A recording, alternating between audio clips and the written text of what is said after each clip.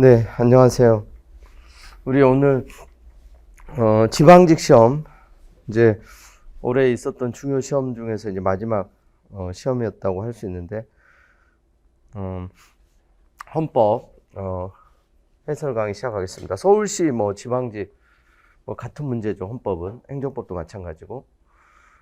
먼저 이제 총평 말씀드리면, 헌법은 이제 국가직 7급에서도 그렇고, 국가직 7급이 이제 개편되고 나서 25문제로 처음 출제됐는데, 정말 무난하게 출제가 됐죠. 근데 이제 지방직은 어떻게 보면 조금 뭐 더 쉽게 이렇게 나왔다, 이렇게 평가할 수 있을 것 같아요.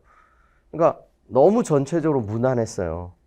그러니까 까다로운 문제가 별로 없었고, 실수하지 않으면 이제 거의 다 맞출 수 있는 수준의 문제. 그래서 이제 뭐 헌법 조문, 뭐 기본적인 조문 문제도 많이 나오고, 약간 뭐 낯선 판례들이 이제 한두 개 있긴 있는데, 기본적으로 이제 뭐 상대적으로 골라낼 수 있는 수준의 문제였었고요. 문제 푸는데도 이제 별로 어려움이 없었고, 그래서 변별력이 없는 사실 문제였어요. 이렇게 내면은 조금 이제 출제하는 입장에서는 약간 이제 실패한 출제라고 평가할 수 있고, 수험생 입장에서도 이제 공부를 아주 많이 한 친구들은 약간 이제 불리할 수 있는 거죠, 이런 부분들이. 근데 이제 어차피 근데 합격권에 있는 친구들을 기준으로 했었을 때 이제 쉽다는 거지, 아직 기본 공부량이 이제 좀 채워지지 않은 경우에는 좀 어려울 수 있는 건 어떻게 보면 당연해요. 그래서, 이번에 헌법은 이제 우리 그 마무리 잘 하고 좀 내공이 탄탄한 이런 친구들 보면 100점 맞은 친구들 되게 많고요. 상대적으로 이제 법과목 행정법하고 비교하면 이제 행정법이 조금 까다로웠어요. 그런데 오히려 헌법을 한두 개 틀고 행정법 다 맞은 친구도 있더라고요. 그건 좀 이제 특이한 케이스고, 이제 객관적으로는 이제 헌법이 훨씬 쉬웠다. 그래서 헌법 이제 지금 여러분, 바로 이제 첫날 그 분위기는 보면 이제 90점은 넘어야 어찌됐건 서울시건 경기도건 명함을 내밀 수 있을 정도로 굉장히 이제 고득점자가 좀 많이 국가직에서도 좀 그런 측면이 있었는데, 근데 이제 국가직이야 뭐 이제 어찌됐건 또 여러 가지 많이 분산되고 직렬에 따라서, 특히 이제 서울시는 선발 인원이 많긴 하지만 또 고수들이 많이 출원을 해서, 경기도는 이제 상당히 컷이 좀 더 올라갈 것 같아요. 선발 예정 인원이 예전보다 많이 줄었기 때문에. 그래서 이제 우리 학원에서도 그 첫날 그 찾아온 친구 중에 89점 맞았는데, 경기도 그냥 바로 그날 그냥 저녁에 자기 마음을 접었다. 왜냐면 이제 입력해 봤더니 그 선발 예정 인원을 벌써 벗어났다는 거예요. 89점이. 그러니까 상당히 이제 나름대로 잘 본 거죠, 객관적으로. 그런데 이제 그만큼 이제 선발 예정 인원이 적고, 그 다음에 이제 복과목에서 보니까 둘 다 맞아버린 친구는 드문데, 두 과목에서 이제 하나 틀린 친구는 이제 제법 있더라고요. 그러니까 이건 상당히 그러니까 잘한 거예요. 그러니까 이제 헌법은 다 맞출 수 있었는데 행정법은 다 맞추기가 쉽지는 않았거든요. 그리고 이제 다른 과목도 좀 까다로운, 뭐 행정학이 좀 까다로운 문제도 있고, 지방자치론은 좀 평가가 엇갈리는 것 같아요. 이제 잘한 친구들은 지방자치론도 100점 맞은 친구도 있고, 좀 어렵게 본 친구는 이제 지방자치론이 좀 어려웠다, 이런 경우들도 있고. 뭐 경제학 선택한 사람이 많지 않고, 저 경제학은 다 맞기가 성격상 쉽지 않기 때문에. 그래서 어찌됐건 이제 좀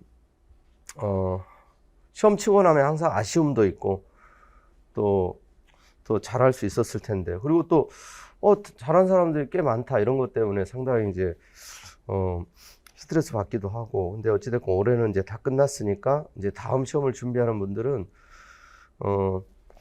결국은 이제 기출문제에서 대부분 나오긴 하는데, 그 낯선 문제도 당황하지 않고 누가 그 안에서 상대적으로 잘 소구하고, 행정법 같은 경우 이제 100점 맞은 친구가 4개를 찍었다는 거예요. 자기가 4개를 찍었는데, 근데 그 찍은 게 다 맞은 거예요. 근데 찍었다는 게 사실 단순히 뭐 4개 중에 찍은 게 아니잖아요, 그게. 그러니까 4 중에 2로 압축이 됐는데, 고민하다가 이제 논리, 그게 이제 리걸 마인드가 약간 작동해야 되는 거지. 그것도 실력이잖아요, 근데. 그래서 이제 추론을 하고 지원나가다 보니까 확률이 높은 쪽으로 했는데, 그 이제 다 맞춘 쪽으로 잘 한 거죠. 근데 고치려고 했는데, 내가 고치지 말라고 했던 생각이 나가지고 안 고쳤는데 진짜 다 맞은 거예요. 아니, 그것도 운이죠, 어찌됐건. 근데 고쳐서 확실하게 이제 틀렸다는 근거를 가지고 고치면 이제 뭐 맞으면 되는 거고, 명확한 근거가 없으면 사실 안 고치는 게 맞아요. 자, 헌법도 누가 실수를 안 했느냐, 이게 이제 헌법 포인트였던 것 같아요. 자, 하나씩 좀 보겠습니다.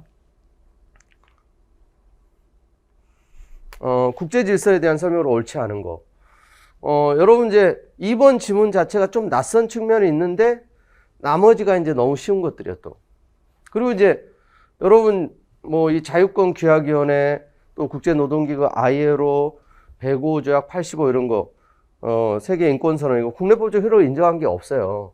이것도 그래서 이제 양심적 병역 거부 사건 그와 관련해 가지고 이제 무죄 판결이 선고되면서 이 자유권 규약위원회 이걸 근거로 이제 그 후속 조치 여러 가지 이제 배려를 해달라 이걸 요구했던 사건에서 이게 이제 당사국 견해를 존중해야 된다. 그 위원회의 어떤 견해 구체적 내용 구속된다.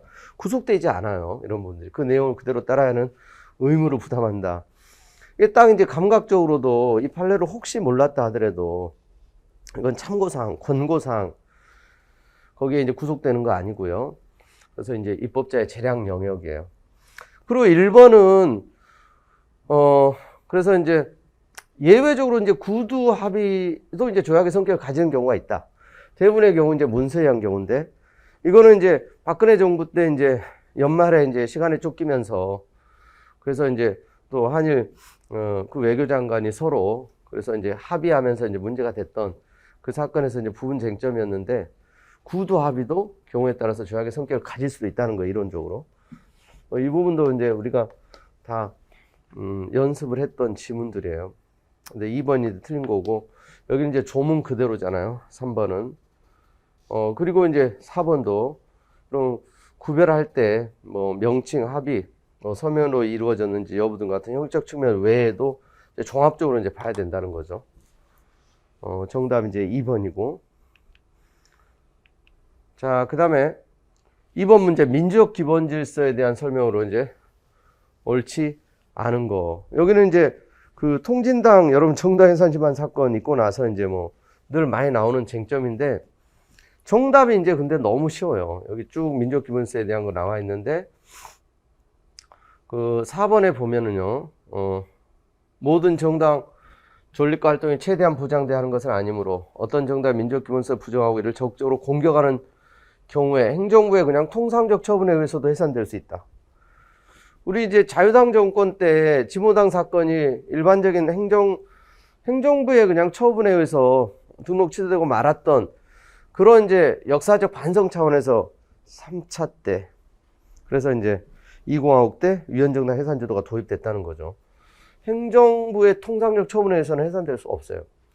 그러니까 민주적 기본질서를 부정하고 적극적으로 제거하는, 공격하려는 그런 정당도 헌법재판소 강제 해산 심판 절차에서 퇴출되기 전까지는 정당의 자유가 보장된다는 거잖아요.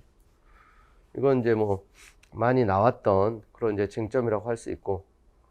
자, 그 다음에 여기 전문에 대한 것도 이미 이제 다 기술됐던 스타일이죠.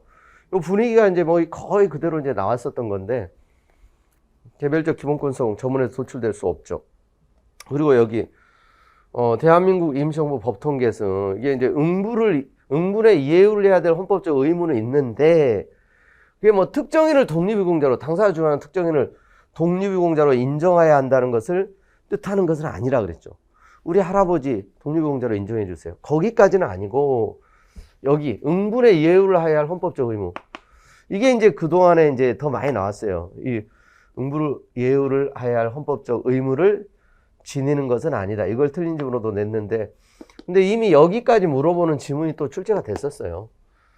여기는 이제 맞는데, 의무가 있는데, 특정인을 독립유공자로 인정해야 한다는 것을 뜻한다.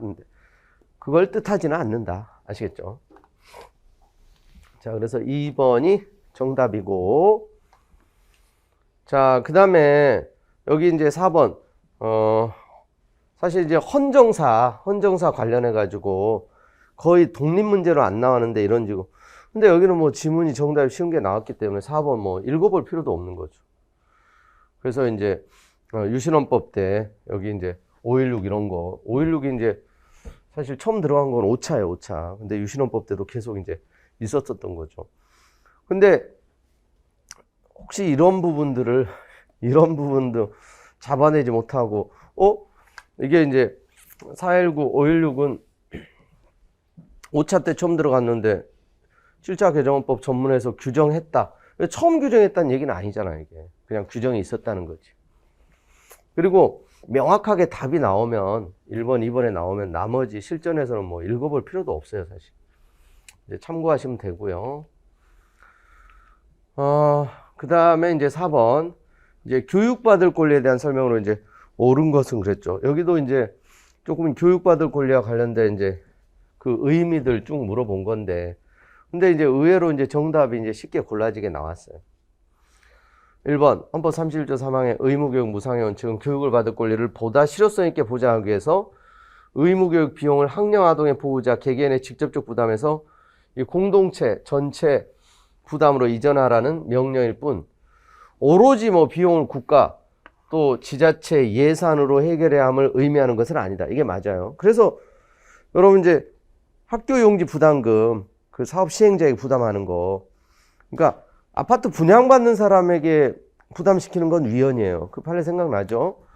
근데 이제 사업 시행자에게 부담하는 건 그거는 위헌이 아니다. 그러면서 이제 오로지 뭐 국가 지자체 예산으로 해결함을 의미하는 건 아니다. 그래서 이제 요게 이제 옳은 지문이고, 나머지가 이제 틀린 지문인데, 이번에 이제 31조 교육받을 권리는 국민이 국가에 대해 직접 특정한 교육제도 학교시설을 요구할 수 있는 기본권이며, 근데 이제 뭐 직접 이런 뭐 시설을 요구하고 또 교육환경 최상 최저로 만들기 위해 교육시설 참가 기회 이 제한할 것을 청구할 수 있는 뭐 이런 내용이 이제 뭐 31조에 담겨 있고 이런 건 아니에요. 참여 기회를 제한하는 게 아니라 참여 기회를 오히려 보장하는 거지. 자, 그 다음에 그 3번, 4번 지문도 3번은 이제 너무나 그 유명한 판례죠. 꼭 알아야 되는 교대 이제 입시, 그래서 이제 전형에서 이제 검정고시 출신 수시 모집 지원을 제한하는 거. 이게 검정고시 출신자의 균등하게 교육받을 권리 침해죠, 침해하는 것이 아니다. 그래서 틀렸고.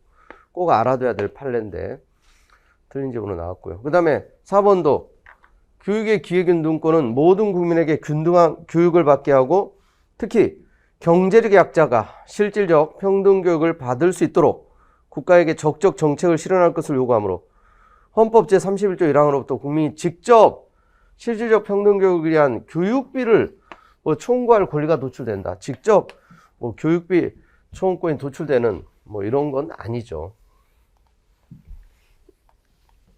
자, 역시 이제 기출된 적 있는 질문이고요, 여기도. 자, 그 다음에 5번 이제 평등 원칙에 대한 설명으로 이제 옳지 않은 거예요. 여기도 이제 평등 원칙에 대한 이제 뭐 기본적인 그런 문제 중에 하나예요. 지문들이 이제 뭐 전형적인 지문이죠. 1번. 그러니까 실적 내용이 정당한지 따져야 된다. 개별사건 범죄라고 해서 곧바로 위헌은 아니다. 많이 나왔던 거고. 그리고 이제 범 적용 평등에서 끝나지 않고 그래서 내용상 평등이라는 거죠. 입법자도 구속하는 거. 그러니까 법 제정의 평등. 입법자도 정의롭고 적정하고 헌법의 평등 정신에 구현되는 그런 입법을 해야 된다는 거예요. 그게 이제 다르게 표현하면 내용상의 평등, 입법자 구속설. 자, 2번도 맞고. 그 다음에 이제 3번도 특정 범죄에 대한 형벌이 그 자체로서 책임과 형벌의 비례 원칙이 위반되지 않더라도 보호법익과 재질이 유사한 범죄에 대한 형벌과 비교할 때 현저히 불합리하거나 자의적에서 형벌 체계상의 균형을 상실한 것이 명백한 경우에는 평등원칙 반하에 위헌이라고 할 수 있다. 그래서 이제 균형에 맞아야 된다는 거. 이것도 이제 기본적인 법리고요. 그 다음에 이제 4번이 틀린 건데, 고등학교 졸업한 이제 공직 후보자에 대해서 수학기간, 이 기재를 요구하지 않으면서도, 그러니까 고등학교 졸업하면 사실 고등학교는 다 3년제니까, 그건 이제 졸업했다는 거 안에 들어가 있잖아. 포함되어 있잖아. 근데 이제 고등학교 졸업학력 검정고시에 합격한 공직 후보자에게는 고등학교를 중퇴한 경력에 대해서 그 학력을 기재할 때 그 수학기간, 1년 중퇴일 수도 있고 2년 중퇴일 수도 있고 이 수학기간을 기재하도록 요구하는 것이 불합리한 차별이 아니라고 봤어요. 불합리한 차별이면 평등원칙이 위배된다. 그러니까 만약에, 그리고 여러분 이게 평등원칙이 위배되면 이게 이제 사실 아주 중요한 판례는 아니지만 여러분이 공부를 열심히 한 수험생들이 몰랐을 리가 없죠. 근데 1번 법리적인, 2번, 3번 다 이제 기본적으로 맞고 평등원칙 위배된다. 이게 이제 틀린 거죠. 위배되지 않는다고 봤어요. 합리적인 차별이라고 본 거죠. 졸업한 사람하고 졸업하지 않은 경우에 이제 중퇴, 그 수학기간 요구하는 것이 지나치지 않다고 봤어요. 자, 그래서 4번이 틀린 거고. 자, 그 다음에 이제 이 재판청구권에 관한 문제. 자, 여기도 이제 뭐, 이 기본적인 뭐 문제들입니다. 그리고 이제 우리가 이제 모의고사에서도 이건 좀 다 다루기도 했었어요. 배심 재판 받을 권리 포함되지 않는다. 워낙 많이 나왔던 거고. 2번은 이제 이전에 또 서울시의 위치도 2번이었어요, 사실. 그대로 이게 정답적으로 나온 적이 있었었죠. 재판정원 침해. DNA 감식치료 채취 이 사건에서 유일하게 이 불복 절차, 불복할 수 있는 이제 절차 규정하지 않은 거, 이것만 재판정원 침해고, 나머지는 뭐 개인정보 자유결정권이니 뭐 자발적인 동의를 전제로 이제 채취하고 또 부동의하면 뭐 영장을 발부받아서 영장주도 적용돼요. 이것도 맞습니다. DNA 감식치료 불복 절차 마련하지 않은 거, 재판정원 침해다. 그 다음에 3번에 해석상 국회가 선출하여 임명되는 헌재 재판관 중 공석이 발생한 경우 국회가 공정한 헌법재판을 받을 권리의 보장을 위해서 공석인 재판관 후임자를 선출할 구체적 자기 의무를 부담한다고 볼 수 없다. 이 자기 의무는 있어요. 자기 의무. 그래서 헌법재판관이 제때제때 이제 국회에서 선출해야 되는 이제 재판관인데 그 코드 인사 때문에 여야 간에 이제 뭐 논쟁이 붙으면서 제때 이제 임명이 안 돼서 이제 중요한 사건들이 딜레이 되고 이러면서 이제 이 부분에 대해서 이제 헌법소원을 제기했었는데, 근데 자기 의무는 있는데, 근데 이제 헌재가 결론을 내리기 전에 선출이 됐어요. 그래서 결론적으로는 각하했어, 사실은. 근데 이제 반대 의견은 이런 일이 재발을 방지하는 차원에서라도 위헌이었으면 확인하는 결정을 하자. 근데 이제 법정 의견은 소이익이 없다고 봤어요. 근데 이런 의무는 있는 거예요, 의무는. 아시겠죠? 자기 의무를 부담한다고 볼 수 없다. 자기 의무는 있다. 근데 이제 결론적으로 이제 뭐 위헌 결정까지 가진 않았는데 뭐 이 부분이 이제 뭐 의미가 있는 거다. 그래서 이제 뭐 다룬 적이 다 있었던 쟁점이고요. 이게 이제 틀린 거고. 그리고 뭐 상고심 재판 받을 권리 당연히 모든 사건에서 인정되지 않는다는, 여기도 기본 지문이잖아요. 모든 사건에서 대법원 구속하는 재판, 대법관에관 또는 상고심 재판 받을 권리 당연히 의미하는 건 아니다. 1번, 4번 너무 기본적인 거죠. 재판 받을 권리. 배심 재판, 참여 재판 받을 권리 포함되지 않고 상고심 재판 받을 권리 포함되지 않고 2번 또 기본적인 판례고. 그냥 다 이제 어렵지 않은 거예요. 모든 지문들이. 자, 그 다음에 7번 문제. 이제 청원권에 대한 건데요. 이것도 청원권에 관한 아주 이제 기본적인 어떤 스타일이라고 볼 수 있어요. 1번, 국민은 법령에 따라 행정권한을 위임 또는 위탁받은 개인에게 청원을 제출할 수 없다. 이게 틀렸잖아요. 그러니까 여러분 헌법에는 국가기관으로만 돼 있어요. 국가기관. 근데 청원법에서 국가기관, 공공단체, 공무수탁 사인까지 넓게 인정하고 있죠. 당연히 권한을 위임 위탁받은 개인에게도 청원을 할 수가 있어요. 그리고 뭐 2번, 3번, 4번. 여기 이제 또 아주 기본적인 지문들이잖아요. 여기 이제 국회 이제 청원과 관련해 가지고 이제 국회법 관련해서 이쪽도 이제 나온 적이 있었고, 또 법령, 명령, 법률, 명령, 조례규칙, 재정, 개정, 폐지에 대해서 청원기관에 청원할 수 있잖아요. 입법에 대한 거. 그러니까 불수리사안, 청원할 수 없는 거 빼고는 웬만한 거 다 되는 거예요. 자, 3번, 4번은 이제 국회 청원과 관련된 내용으로 맞고요. 1번이 정답입니다. 그 다음에 8번. 자, 기본권 보호 범위. 여기도 보면 너무나 이제 쉽게 나온 거죠, 여기도. 옳은 건데, 그 3번에 음란 표현이 사건 있잖아요. 음란한 표현, 언론 출판의 자유, 보호 영역 내에 있다. 딱 옳은 거죠, 이게. 종교 전파의 자유, 국민의 그가 선택한 임의의 장소에서 이를 자유롭게 행사할 수 있는 권리까지 보장한다? 그건 아니라 그랬잖아요, 임의의 장소에서. 그럼 변호사, 업무 관련된 수임사건 건수, 수임액. 변호사 내밀한 개인적 영역에 속하는 것이고, 이를 소속 변호사에, 지방 변호사에 보고하도록 한 거. 사생활의 비밀과 자유에 대한 제한에 해당한다. 이건 사생활의 문제가 아니라고 봤어요. 이것도 이제 뭐 기출된 적이 있는데, 변호사의 이제 공적 성격이 강하고 이건 사생활의 영역의 문제가 아니다. 그래서 사생활의 자유 침해는 아니라고 봤던 거고. 그러니까 혹시 이게 아리까리 하면 아니 요거 확실한 게 있잖아요, 그런 게. 그러니까 이제 그래서 뭔가 이제 뭐 아리까리 헷갈리게끔 쫙 깔려 있으면 이게 고민할 필요가 없는 거지, 이런 부분들은. 공무단위권 보호 영역에 대한 것도 늘 나오던 거. 공무수행의 자유까지 포함되는 건 아니잖아요. 공무수행의 자유까지 포함된다 그래서 틀린 거고. 그러니까 좀 더 어렵게 낼 수 있는데 어떻게 보면 이런 건 이제 그냥 깔아주는 문제예요, 기본적으로 다. 근데 대부분 근데 이제 요런 수준의 이제 문제였다고 볼 수 있어요. 요게 조금 이제 뭐 지문도 길고 약간 낯설어 보일 수 있어요. 근데 여기서 쭉 보다 보면 딱 걸리는 게 있죠. 일단 이거 개발 제한구역 지정제도 워낙 많이 나오는 판례죠, 이거는. 종래, 지목, 토지량에 의한 이용 방법에 따른 토지 사용도 할 수 없거나 실제로 토지 사용 수익 전혀 할 수 없는 경우에 그러한 재산권 제한은 토지 소유자가 수인해야 할 사회적 구체적인 범위를 넘는 것으로 손실을 완화하는 보상적 조치가 있어야 비례원칙에 부합한다. 맞죠? 참을 수 있는, 수인할 수 있는 이런 한계를 벗어난 경우에는 보상이 필요해요. 맞는 지문이고, 그 다음에 소액 임차인이 보증금융 일부를 우선 변제받으려면 주택에 대한 경매 신청 등기 전에 대항력을 갖춘다는 게 대표적인 게 이제 확정일자 이런 거예요. 대항력을 갖춰야 한다고 규정한 주택임대차보호법. 이런 게 입법 형성 한계를 벗어나 주택에 대한 경매 신청의 등기 전까지 주민등록을 미처 갖추지 못한 소액 임차인의 재산권을 침해한다고 보기 어렵다. 자, 맞아요. 이런 부분 최소한의 이제 경매 신청 등기 전에 대항력을 갖추도록 하는 거. 이런 부분들이 과도한 제한이 아니고. 자, 그리고 또 3번도 재산권 내용 한계를 구체적으로 형성함에 있어 입법자는 일반적으로 광범위한 입법 형성권을 가진다. 본적 내용을 침해해서는 안 된다거나 사회적 기속성을 함께 고려하여 균형을 이루도록 해야 한다는 등의 입법 형성권의 한계를 일탈하지 않는 한 이 재산권 형성적 법률 규정 헌법에 위반되지 아니한다. 맞고요. 자, 이 4번인데 정답은 농지입니다. 토지, 농지. 원래 이제 토지 자체가 사회성 공공성이 강하기 때문에 동물도 그렇고 사회성 공공성이 강하면 완화된 심사예요, 완화된 심사. 근데 토지 중에서 농지는 사회성 공공성이 더 강해요, 또.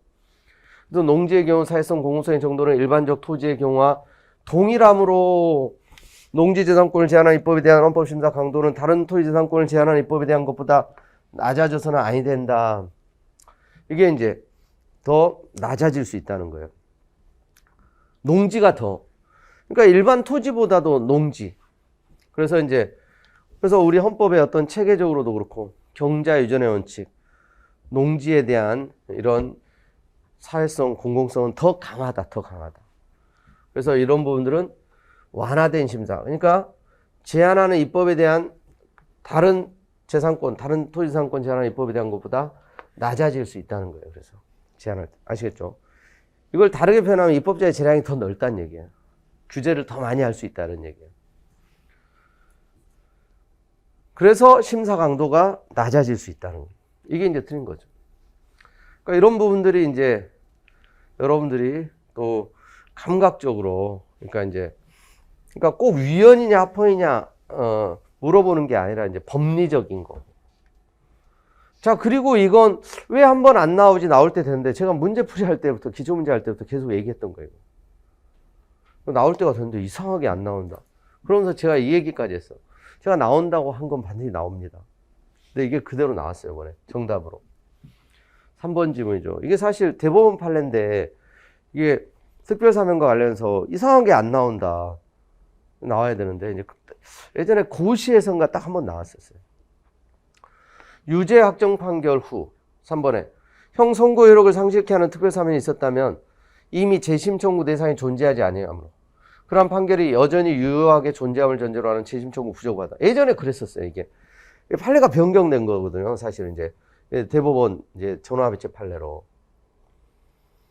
그러니까 여러분 이제 보통 특별사면 이게 주로 나오고 일반 사면하고 비교한 걸 주로 내죠. 일반 사면. 대통령의 이제 사면권은 늘 이제 대통령 권한 중에서 이제 중요하다. 기본적으로 많이 나오고. 특별사면은 이제 국회 동의를 얻을 필요 없고, 일반 사면 국회 동의를 하고, 대통령령의 형식으로 그냥 대통령이 하는 거고. 사면의 효과. 이게 형 선고의 효력 상실이 되고. 이게 이제 형 집행 면제인데, 특별사면도 선고 효력을 상실시키는 특별사면을 할 수 있어요. 이게 그런 예야, 사실은. 선고 효력을 상실케 하는 특별사면. 그러니까 예전엔, 유죄 판결 선고 효력이 상실됐으니까, 재심 청구 대상이 존재하지 않으니까, 이런 경우는 특별사면이 돼버리면 재심 청구가 안 된다고 봤었어요, 예전에. 근데, 판례가 바뀐 이유는, 특별사면이 됐다고 해서, 유죄 판결을 받았던 역사적 사실이 없어지는 건 아니다. 그래서 재심을 통해서 무죄 판결 받을 실익이 있다는 거예요. 왜? 무죄가 선고되면 형사보상도 청구할 수 있고. 그러니까 이런 부분들을 연결해서 같이 잘 알아둬야 된다 그랬죠. 그래서 판례가 바뀐 거예요. 특별사면으로 선고 효력이 상실게 되는 특별사면이 있어도 그래서 이제 재심 청구할 실익이 있다는 거예요. 그래서 확실하게 무죄 판결을 받으면 그걸 토대로 이제 형사보상 청구도 할 수 있기 때문에. 이건 그래서 이제 중요하다 그랬는데 딱 나온 거죠. 근데 사실 그 판례가 혹시 생각이 안 나도 여기 다 보면 이제 기본적인 거잖아요. 1번, 2번, 4번 이런 거. 늘 나오던 거잖아요, 또. 그러니까 이게, 여러분, 그래서 100점이 그래서 나오는 거예요. 4개 지문을 다 몰라도 된다니까요. 나머지 하나씩 지우다 보면 남는 놈이 있잖아. 그래서 이것도,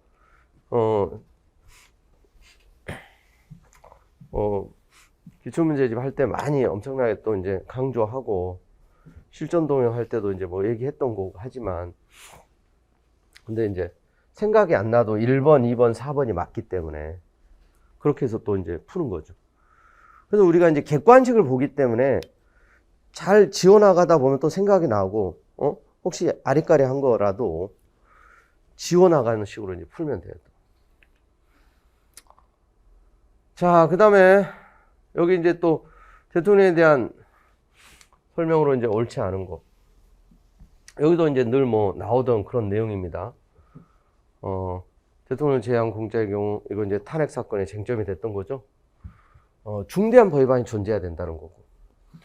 그리고 여기도 이제 대통령이 행정부 수반으로서 국가와 국민의 생명, 신체 안전보호 의무를 충실하게 이행할 수 있도록 권한 행사하고 직책을 수행하는 의무를 부담하지만 국민의 생명이 위협받는 재난 상황이 발생하였다고 해요. 대통령이 직접 구조활동에 참여하는 등 구체적이고 특정한 행위물까지 바로 발생한다고 보기는 어렵다. 박근혜 대통령 사건에서 이제 세월호 사건 당일에 이제 대통령이 그래서 제대로 이제 역할을 못한 것과 관련해서 이제 직접 구조활동을 할 수는 없지 않느냐.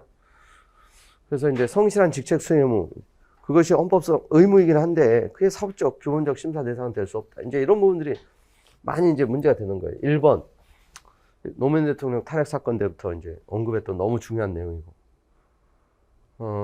정답은 근데 이제 헌법 조문이잖아요. 그죠? 이거 76조 1항 2항 늘 나오는, 이건 단골 손님이라 그랬죠. 76조냐 77조. 국가 안위에 관계되는 중대한 교전 상태 딱 나오면 이게 뭐예요? 76조 2항이야 그냥. 1항은 천재지변 내외한 긴급명령이죠. 그러니까 여기는 국회 집회 기다릴 여유가 없을 때가 아니라 불가능. 1항이 이제 집회 기다릴 여유가 없을 때고. 아시겠죠? 근데 이제 여기도 보니까 뭐 1번, 2번 쭉 보다 보면 여기 딱 보는 순간 그냥 넘어가는 거지, 이제.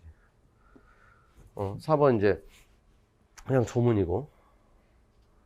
집회 기다릴 여유가 없을 때. 아니면 불가능. 1항과 2항 맨날 바꿔서 내는 거예요. 여기가 불가능할 때. 1항이 천재지변 내외한 중대한 재정경상 위기. 긴급재정경제처분, 긴급재정경제명령은 집회 기다릴 여유가 없을 때고, 2항의 긴급명령, 국회 집회 불가능한 때.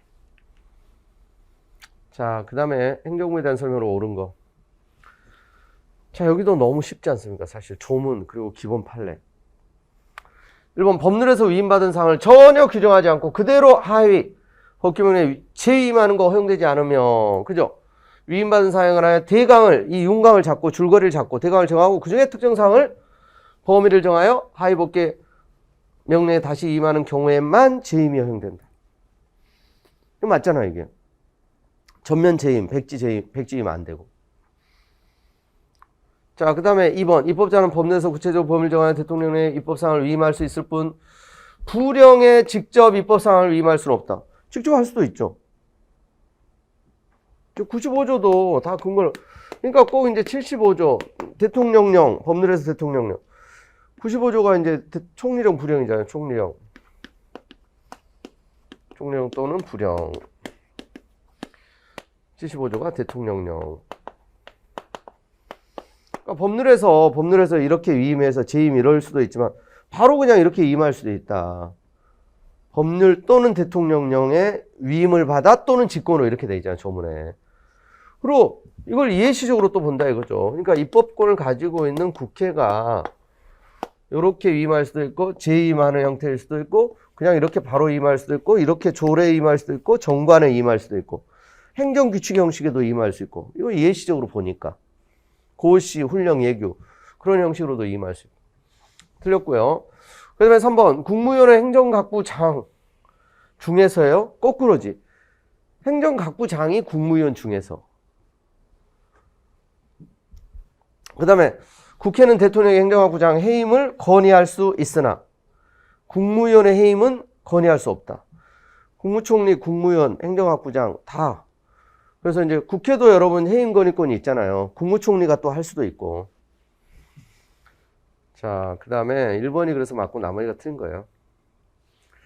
그 다음에 여기 이제 헌법소원의 대상 되는 공권 행사에 해당하는 거 여기도 이제 너무 쉬운 거야 사실. 정부의 법률안 제출은 권한쟁의 대상도 아니고 헌법소원 대상도 아니에요. 그 자체는 국민에 대한 구속력 있는 공권 행사가 아니에요. 입법을 위한 사전 준비 행위에 불과하지. 그리고 한국증권거래소 상장법인인 회사에 대한 상장 폐지 확정 결정 여기도 상장하는 것도 사업상 계약 폐지를 확정하는 것도 사업상 계약을 종료시키는 거예요. 그냥 사법관계 사법관계. 한국방송사가 예비사원 사원 채용 공고하는 건 이건 공권 행사가 아니라고 봤어요. 내부적인 사원 채용 공고하는 거 헌법소원 대상 아니에요. 근데 서울대 입시호강 이 로스쿨 이 법학 전문대학원 협의회 법학 적성시험 시행 계획 공고 이거는 이제 공권 행사예요. 이건. 근데 또 이대 그 입시 요강 있죠? 그건 사립학교라서 그건 또 헌법소원 대상 아니에요. 서울대 입시 요강은 헌법소원 대상이 되는데. 자, 이건 공권 행사로서 헌법소원 대상이 된다. 방송사, KBS 예비사원 채용 경우는 대상성 부정. 이런 부분들도 다 이제 우리가 이제 다뤘던 내용이에요. 어렵지 않고요. 자, 그 다음에 종족수. 단순 암기사항도 이렇게 이제 한 번씩 나오잖아요. 근데 뭐 어려울 게 전혀 없죠. 다른 거잖아요. 다른 거. 계엄의 제요구 제적과반수, 헌법 개정안 발의 제적과반수. 같죠? 국회 임시의 집회요구 제적 4분의 1. 여기 해임건의 발의는 제적 3분의 1. 2번이죠. 2번. 해임건의 의결, 법관에 대한 탄핵소추 의결. 이건 다 뭐예요? 제적 과반수죠. 여기 제자개탄, 제명, 국회의원 제명, 대통령 탄핵, 국회의원 자격심사, 무자격 의결할 때, 헌법 개정안 의결할 때 이런 게 다 제적 3분의 2죠. 뭐 제적 3분의 2, 제적 3분의 1, 제적 과반수, 또 이제 신속처리 안건 지정 요구, 뭐 이런 제적 5분의 3 이런 이제 다 여러분 준비하고 있는 거잖아요. 이거. 뭐 어려울 신속처리 안건 지정 요구 그게 이제 작년에 나왔었죠. 요구하는 건 제적 과반수, 의결하는 게 제적 5분의 3. 무제한 토론을 할 때 3분의 1, 무제한 종결시킬 때 제적 5분의 3 이런 거. 자, 그러니까 이런 부분들은 틀리면 이상한 거예요. 틀리면 진짜. 자, 국회의원에 대한 설명으로 이제 옳은 것만 모두 고르면. 그러니까 박스형이 의외로 보니까 이제 더 쉬운 경우들도 있어. 막 지우다 보면 지문에서 이제 막 2개씩 없어져 버려. 하나만 딱 아는 게 있어도. 국회의원의 의안에 대한 심의표결권, 국회의원 개인의 전속적 권한이므로 국회의원 개별적 의사에 따라 포기할 수 있다. 포기 안 되죠, 이게. 포기할 수 없고 양도할 수 없고. 국가기관으로서 헌법기관으로서 이제 국회의원의 권한이기 때문에 이건 개인적 어떤 권리 이런 게 아니고. 그래서 양도, 위임 안 되고요. 기억번 틀렸고. 니은번 국회의원의 체포 또는 구금된 국회의원의 석방요구를 발의할 때 재력 4분의 1 이상 연수로 이유를 첨부한 요구서를 의장에 제출한다. 석방요구 4분의 1 맞죠? 그래서 이제 의결할 때는 다수결의 원칙, 특별 규정이 없으니까. 그 다음에 디귿번에 국회의원은 국무총리 국무위원직 외에 다른 직을 겸할 수 없으나 다른 법률에서 국회의원 임명 위촉되도록 정한 직은 겸할 수 있어요. 맞아요. 다른 법에서 이제 임명 위촉되도록 한 경우. 원래 이제 이 두 가지 외에는 겸직이 안 되는 게 원칙인데. 자, 그 다음에, 리을번에 이제 국회의원은 그 직무 외에 영리를 목적으로 하는, 업무에 종사할 수 없으나 다만 국회의원 본인 소유 토지, 건물 등의 재산을 활용한 임대업 등 영리 업무를 하는 경우로서 국회의원 직무 수행에 지장이 없는 경우에는 그러하지 아니하다. 맞죠, 이거? 그래서 국회의원들이 이제 건물주 많다 그랬잖아요. 이거 뭐 계좌로 받으니까. 이런 것도 가능하도록 규정을 두고 있어요. 그래서 이제 사실 요런 조문들은 이제 우리 이제 기본 강의하고 처음에 이제 막 하고 이렇게 다루고 이제 막판까지 막 계속 체크하고 이렇게 하지는 않는데 이제 충분히 여러분들이 이제 커브할 수 있는 수준이라고 볼 수 있습니다. 이것도. 그래서 기억법만 틀린 거고요. 그 다음에 16번. 사법부에 대한 설명으로 이제 옳지 않은 거. 여기도 그냥 기본 판례 그냥 나왔어요. 그냥 쉽게 이제 답이 이제 보이는 수준이죠. 1번.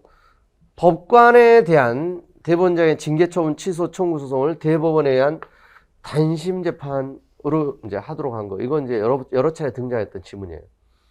이거 이제 합헌 결정했는데 법관 징계 소송 대법원 단심 재판으로. 이게 법관이라는 지위의 특수성, 또 법관에 대한 징계 절차의 특성을 감안해서 신속을 도모하게 한 것으로 합리성을 인정할 수 있고 사실확 정도 대법원의 권한에 속하여 법관에 의한 사실확정 기회가 박탈되었다고 볼 수 없으므로 헌법 27조 1항의 재판 청구권을 침해하지 아니한다. 그 다음에 2번 약식 절차에서 피고인이 정식 재판을 청구한 경우 약식 명령의 형보다 중한형을 선고할 수 없도록 한 형사정법 조항 피고인이 정식 재판을 청구하는 경우 법관에게 부여된 형종에 대한 선택권이 검사의 일방적인 약식 명령 청구에서 심각하게 제한되므로 법관의 양형결정권 침해한다. 이게 틀렸죠. 그러니까 이거는 불이익 변경금 원칙 그리고 이제 피고인의 재판받을 권리를 보장하기 위해서 오히려 법관의 양형결정도 법률에 의해서 제한되는 거다. 아시겠죠? 그래서 이제 정식 재판을 청구했을 때 약식 절차에서보다도 더 중한형을 선고할 수 없도록 한 건 이건 이제 합헌 결정했고 뭐 이제 중복에서 이건 나왔던 쟁점이에요. 1번도 물론 나왔지만 정답은 이제 쉽게 발견된 거고요. 이거는. 자, 그 다음에 뭐 3번, 뭐 4번 다 맞습니다. 그러니까 이제 4번 같은 경우는 아까도 앞에서 등장했는데 또 이제 중복에서 나온 거죠. 사실 이렇게 출제할 때 막 검토하고 하면서 최소한 같은 문제 안에서 중복이 되지 않도록 보통 내는데 이런 것들도 뭘 볼 수 있냐면 이게 결국 문제 풀에서 섞어가지고 막 하고 하다 보면 이렇게 여러 사람 검토를 거치는데도 막 중복되는 게 나오기도 해요. 그렇다고 이제 뭐 출제가 잘못된 건 아니죠. 법원에 대한 설명으로 이제 옳지 않은 거만을 모두 고르면 여기도 이제 상대적으로 보니까 딱 기억본 보면 어때요? 기억 니은본 보면 그러니까 답이 다 나와버린 거예요, 사실은. 법관의 정년을 연장하기 위해서 헌법 개정해야 된다. 정년은 입법사항이잖아요. 그래서 실제로 법률 개정만으로 정년이 한번 바뀌었죠. 예전에 이제 대법원장 70, 대법관 65, 일반 법관 63. 이거 합헌이라고 그랬어요. 그래서 법 개정해가지고 대법관도 대법원장처럼 70, 일반 법관은 65. 헌법 개정의 문제가 아니죠, 법률 개정. 근데 임기는 헌법에 규정돼, 임기를 바꾸려면 그건 헌법 개정이 필요해요. 틀렸고, 대법원장의 임기는 6년, 법률 정하는 바에서 연임될 수 있다. 대법원장은 중임할 수 없잖아요, 중임. 대법관은 이제 법률 정하는 바에 의해서 연임할 수 있고. 근데 이게 딱 두 개가 틀려버려서 그냥 이제 끝난 거라니까요. 그 다음에 이제 디귿번, 법관은 재직 중 대법원장의 허가가 없더라도 보수를 받지 않는다면 국가기관 외 법인 단체 임원으로 취임할 수 있다. 허가가 있어야 돼요. 보수를 받지 않더라도. 그리고 이제 금고 이상 형을 선고받은 사람은 법관으로 임용할 수 없다. 자, 이거는 약간 여러분들 뭘 현혹하려고 이제 법원조직법 이거 낸 거냐면, 이건 임용 결격 사유에 대한 거예요. 헌법에 있는 그 당연퇴직, 그 파면, 그러니까 탄핵 금고 이상 형의 선고에 의하지 않고는 파면할 수 없다. 그거하고 이제 구별해야 돼요. 이건 이제 임용될 수 없는 임용 결격 사유에 대한 거, 이건 이제 맞는 거고, 디귿번 이제 틀린 거고. 그래서 여기도 이제 정답은 이제 3번이에요, 3번. 근데 뭐 이제 충분히 이 정도는 여러분들이 잡아낼 수 있는 수준이다. 근데 이런 게 이제 좀 어렵다고 이제 느끼는 분들이 있긴 있어요. 그래서 그 리걸 마인드, 그리고 그러니까 그러니까 이제 기본서를 가끔씩 이제 좀 쭉 균형 있게 봐야 될 필요가 있는 게, 보면은 굉장히 이제 고르게 은근히 이게 낸 것을 알 수 있어요. 법령이라든가. 그래서 쭉 전형적인 기출문제는 잡아 나가되, 그리고 이제 또 한 번이라도 출제했던 어떤 법조문 이런 것들을 이제 쭉 이제, 근데 기출문제를 열심히 보면 웬만한 게 다 사실은 커버가 돼요. 솔직히 헌법 처음 보고. 그러면서 이제 또 혹시 낯선 거 있으면 상대적으로 여러분들이 지워 나가면서 또 대응이 되니까. 자, 여기 이제 헌법 소원에 대한 설명으로 이제 옳지 않은 거. 여기도 이제 그 직접성과 이게 관련된 건데, 한번 이제 나온 적이 있고, 또 이제 모의고사로도 이제 다룬 적이 있었고요. 자, 1번 법률 조항 자체가 헌재법 68조 1항의 헌법 소원 대상이 될 수 있으려면, 그 법률 조항에 의해서 구체적인 집행인을 기다리지 아니하고 직접 자기의 기본권을 침해받아야 하며, 이게 직접성이죠. 집행인은 입법행위도 포함됩니다. 그래서 법률 규정의 구체화를 위해서 하위 규범을 예정하고 있으면 원칙적으로 법률의 직접성 부정돼요. 그 구체화되는 하위 규정을 다투어야 되는 거예요. 아시겠죠? 법률이 있고 하위 규정을 예정하고 있다. 그 하위 규정에서 이제 기본권이 제한되면, 이런 경우는 이제 이걸 다투어야 되는 거죠. 이걸 이렇게 다투면 안 되고. 그러니까 이런 거 하위 규정이라든가 집행자격을 매개하지 않고 직접 이렇게 다이렉트로 침해했을 때, 그럴 때 이제 직접성이 이제 갖춰지는 거예요. 그 다음에 2번 법령에 근거한 구체적 집행행위가 재량행위인 경우에 법령은 집행기관에게 기본권 침해 가능성만 부여할 뿐 법령 스스로가 기본권의 침해 행위를 규정하고 행정청 이에 따르도록 구속하는 것이 아니고, 이때 기본권 침해는 집행기관의 의사에 따른 집행행위, 즉 재량권의 행사에 의해 비로소 이루어지고 현실화되므로 이러한 경우는 법령에 의한 기본 침해 직접성 인정되지 않는다. 그렇죠? 그러니까 집행기관의 가능성만 부여했다는 거죠. 그러니까 이제 재량을 통해서 구체화되는 경우는, 그때는 이제 그 재량에 의해서 구체화된 처분을 다투는 거예요.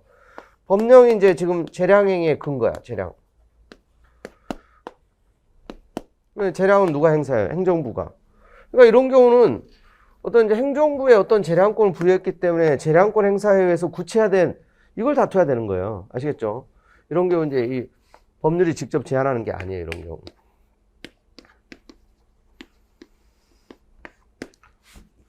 자, 그래서 2번도 이제 이 법리 기본적으로 맞는 거고, 뭐 많이 이건 이제 나오는 기본적인 지문이죠. 정답은 그러니까 지금 3번이에요, 3번. 이게 이제 구체적 판례고, 지금 1번, 2번, 4번은 그 법리적인 걸 그냥 물어보는 거고.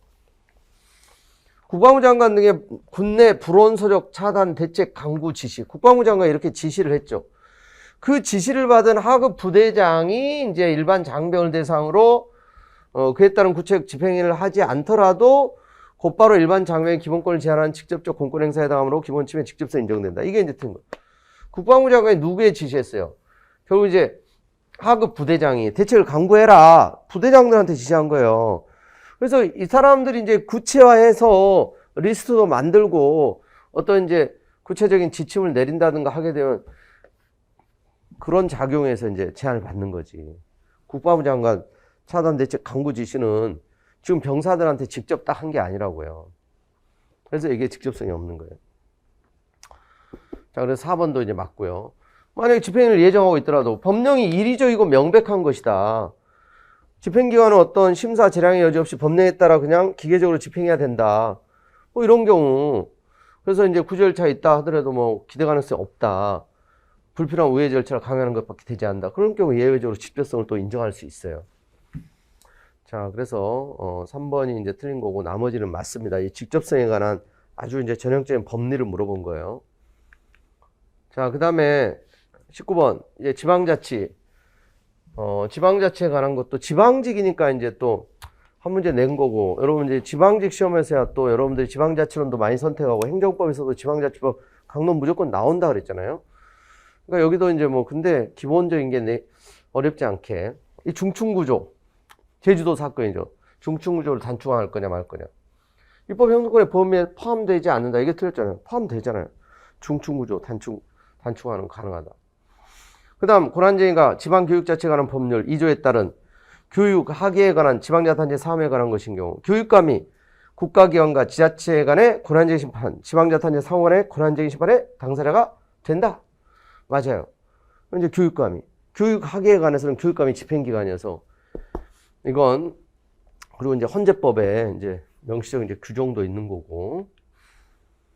자, 그 다음에 지방원과 단체가 선출하는 지방선거는 지방자치단체의 기관을 구성하고 그 기관의 각종 행위의 정당성 부여하는 행위를 할 것이므로 지방선거 사무는 지방자치단체 존립을 위한 자치사무. 맞죠? 그래서 서울시장 보궐선거, 예전에 서울시 주민투표 이런 거 자치사무다. 그러니까 누가? 그 지자체가 부담해야 된다. 딴 동네는 안 하는데 왜 니네만 하냐 이거지. 니네 동네 일이다 이거죠. 근데 막 KTX 명칭 결정, 부산 신항 명칭, 또 대학 정설, 정원, 증원 이런 거 이제 국가 사무예요. 그 다음에 법령에 위반되거나 재판적인 사항을 포함하여 이게 틀렸잖아요. 이건 안 되지, 안 돼. 법령에 위반되는 걸 무슨 조례로 막 주민투표를 할 수 있습니까? 이거 벌써 틀렸어. 이제 뒷부분 맞지. 주민의 과도한 부담을 주거나 중대한 영향을 미치는 지방자치 주요 결정 사항. 그런 부분들 주민투표 붙일 수 있는데 이 앞부분 때문에 틀린 거예요. 아시겠죠? 이런 거 당연히 잡아내야 돼요. 그리고 이제 지방자치제도 할 때는 제가 계속 말씀드린 게 주민의 권리, 주민투표, 주민소송, 감사청구권 이쪽은 항상 중요하다. 더군다나 이제 행정법에서 지방자치로 다 문제가 되니까 이런 부분들은 꼭 체크를 하라 그랬죠. 뭐 우리가 연습도 많이 했지만. 자, 그래서 니은 디귿이 맞고요. 자, 그다음에 마지막 문제. 지금 쭉 보니까 여러분 어떤 생각 들어요? 어려운 거 별로 없었네? 그렇지 않습니까? 그죠? 다 할만하잖아. 자, 여기도 보면 직권신상, 국회의장 뭐 직권상정, 그것도 이제 국회법 85조 이쪽도 늘 중요하다 그랬어요. 패스트트랙 관련해가지고 중요하고. 자, 이게 국회 수장이 국회 비상적인 헌법적 장애 상태를 회복하기 위해서 가지는 권한으로 국회의장의 의사 정리권에 속하고 의안 심사에 관한 위원회 중심제를 채택하고 있는 우리 국회에서는 비상적 예외적 의사 절차예요. 그래서 이제 엄격하게. 그러니까 사실상 뭐 천재지변이라든가 전쟁, 막 전시, 사변 이런 이제 객관적인 사유를 만들 수는 없잖아. 아니면 또 교섭단체 대표는 서로 합의를 해야 되고. 그러니까 실제로 직권상정이 거의 뭐 불가능에 가깝게 돼 있어요. 남용을 막기 위해서. 그래서 그 조문 자체에 직권상정할 수 있는 경우 그 자체가 이제 중요하다고 그랬고, 그 기본적인 취지에 대한 거고. 그 다음에 2번. 국회에는 국회 활동을 주권자인 국민이 알 수 있도록 하는데 필요하므로 정보위원회를 비롯한 정보위원회 빼고, 정보위원회는 비공개 원칙, 국정원, 군사기밀, 국가기밀, 중요한 것들 다루기 때문에. 본회의, 위원회, 상임위원회, 소위원회 다 공개가 원칙인데 정보위원회 이게 이제 유일하게 비공개가 원칙이잖아요. 자, 이게 이제 틀린 거죠. 거기 이제 3번도, 자, 4번도 다 이게 이제 문제가 됐던 것들이에요. 그러니까 지금 보면, 여러분 이제 너무 무난하게 한 편으로 나온 거예요. 그러니까, 그래서 사실은 실수를 안 한 친구들이니까 100점이 나온 게 자연스러웠던 거예요. 헌법은 100점 만인 친구 되게 많아요. 그러니까 여러분들이 혹시 이제 만족할 만한 점수가 이제 안 나왔다 하더라도 아무리 이제 고수라도 100점을 맞는 건 쉽진 않아요. 막 실수, 이렇게 이제 할 수가 있기 때문에. 그런데 이제 이런 정도 수준이면 아무리 이제 못해도 90점 이상은 나와줘야 된다. 그래서 이제 90점 밑으로 나왔으면 아직 이제 내가 합격권의 실력을 이제 갖추지 못했다. 이제 요 문제 자체만 놓고 봤을 때 이제 그렇다는 겁니다. 근데 이제 또 헌법은 좀 아쉬웠지만 다른 과목을 잘 봐서 또 합격할 수도 있는 거고. 지금 이제 올해 국가직이 무난하게 나와서 지방직은 좀 어렵게 나올 줄 알았어요. 근데 지방직도 그냥 무난하게 나와버렸어. 근데 출제자들의 생각은 이 정도면 그래도 뭐 합격권에 해당된다고 하면 80점대 정도 나오지 않을까 이런 생각을 가지고 내신 것 같아요. 근데 상대적으로 여러분들이 이제 고수가 평균적으로 이제 실력이 많이 올라갔다는 거지, 사실. 객관적으로 보면 아주 쉬운 건 아닌데. 근데 지금은 이제 굉장히 공부를 열심히 하고 웬만한 기출문제는 공부를 열심히 하는 친구들은 쫙 깨고 있을 정도로 이제 굉장히 많이 하기 때문에 요즘에는 어줍지 않게 내면 막 잘 안 틀린다는 거죠. 그러면 내가 이제 앞으로 어떻게 준비해야 될까? 야, 이런 정도는 이제 좀 커버를 해야 되겠고. 근데 쉬운 것 같지만 골고루 뭐 조문, 법령, 헌법, 또 판례도 막 중요 판례만 낸 것도 아니고 중요한 게 많이 나왔지만 뭐 약간씩 고르게 나름대로 출제자들은 그러니까 머리를 써서 지금 난이도 조절한다고 내신 거예요. 근데 여러분들이 이제 지금 잘하시는 분들이 이제 지금 평균 실력이 많이 이제 레벨업 돼 있다. 이제 그런 측면들이 그래서 이제 컷을 좀 높이는 그런 어찌됐건 합격생의 점수잖아요. 컷이라는 게. 그래서 아직 조금 이제 부족하다는 생각이 드시면 다른 거 없습니다. FM대로 그냥 전형적인 거 기출문제는 무조건 깨고 있어야 되고 그리고 이제 헌법 조문 또 이제 자주 출제되는 법령들 체크하고 또 최신 판례는 최신 판례대로 또 그리고 이제 위헌 불합치 결정한 거를 잘 깨고 있으면 혹시 낯선 판례 지문이 나와도 그리고 약간의 거기다 플러스 유연한 사고가 이제 필요한 거예요. 리걸 마인드. 그리고 또 이제 당황하지 않고 상대적으로 이제 또 소거하고 골라내는. 그러니까 이제 이런 모든 게 잘 맞물려서 돌아갈 때 이제 합격에 도달하게 되는 겁니다. 국가직에서 80점 뭐 안 나왔던 이런 수준의 그 친구가 이번에 이제 아직까지 그 친구가 제일 점수가 높은 것 같아요. 94점 평균. 이렇게 이제 나온 친구도 있어요. 그러니까 한 달 상간에 무슨 일이 있었을까? 실수하지 않고 마무리 잘하고 당황하지 않고 자기가 아는 건 다 맞추고 그리고 또 이제 낯선 거는 최선을 다해서 잘 집중하고 그렇게 한 거죠. 그러니까 그런 사례는 예전에도 되게 많아요. 되게 그래서 이제 나름대로 열심히 했다고 생각했는데 이전에 치렀던 시험들에서 줄줄이 다 미끄러지고 막 구급도 안 되고 군무원도 막 안 되고 되게 자괴감이 들기도 하는데 이제 될 때 되면 이렇게 확 넘기는 그런 경우들도 많이 있어요. 그래서 작년에도 올해 그래서 이렇게 안 됐었는데 연초에 있었던 국회직에 여유 있게 이렇게 합격한 케이스들도 있고 어찌됐건 여러분들이 하여간 시험이 끝나면 허탈하고 힘들고 여러 가지 생각이 많이 드는데 이겨내셔야 된다. 자, 수고하셨고요. 또 우리 잠깐 쉬었다가 우리 행정법도 보도록 하겠습니다.